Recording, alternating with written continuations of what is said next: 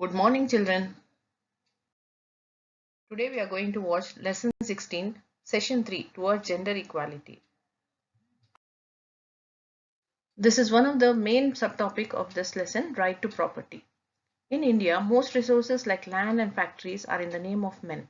Even though the law provides that property of parents should be divided equally between all the children, that is both sons and daughter, in actual practice, very few girls get a share in their parents' property, which is usually passed on only to sons. As a result, women have little or no control over any productive resources like land, shop, or factory of the parents. They therefore have to be economically dependent upon their fathers, husbands, or sons or brothers. But in the situation in Telangana in recent times is relatively better. This is due to the laws made in the state in 1980s, which made it mandatory that the ancestral property of parents should be equally divided between sons and daughters. In fact, our state was the first state in the country to make such property laws to reduce discrimination. It's one of the best slogans for the helping girl child against discrimination. Let every girl child educate to kill the demon of gender discrimination in the society. And you, as a homework, you have to write 3 to 5 slogans to stop the girl child discrimination. Employment. Women going out of the house and taking up jobs are able to become self-independent. Most women workers in Telangana are employed in agriculture, doing casual jobs, and a small section of them run a small business, shops, farms, and other enterprises. Thus, women, when take up employment, they need not depend on others. We have also seen that girls in some families are brought up in such a way that they are undernourished and less educated. Therefore, they have less opportunity to gain proper employment and get good salaries.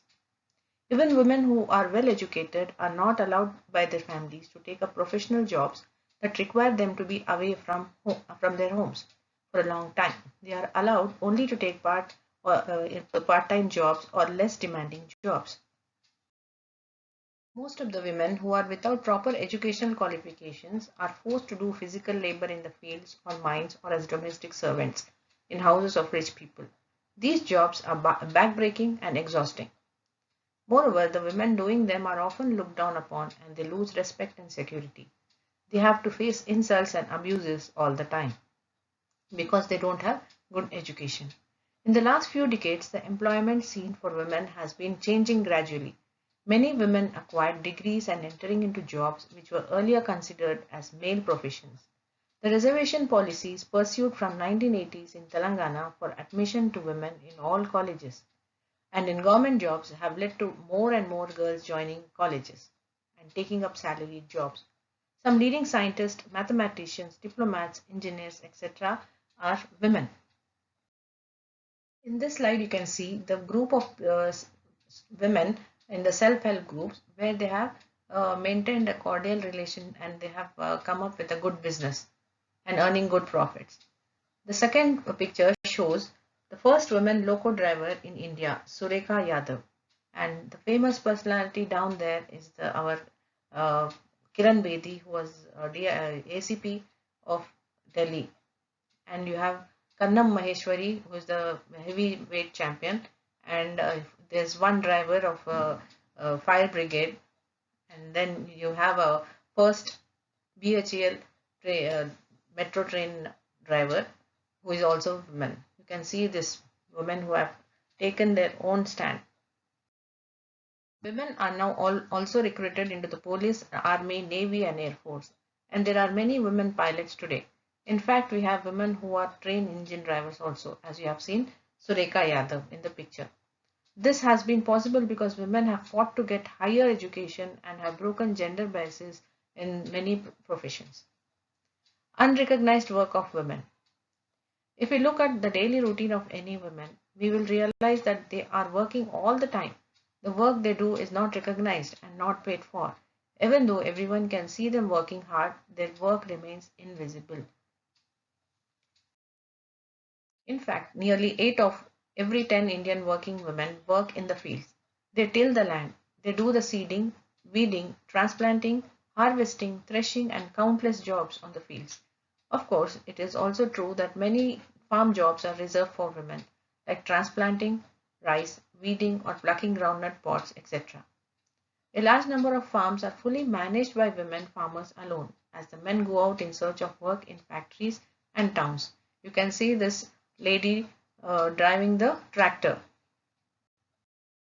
Many women are working on their family farms, yet their work is not recognized. Women who work on other people's farms get wages which are lower than what men get. If you study the work done by women within our own house, you will realize the hard work that goes into running the house. For example, your mother.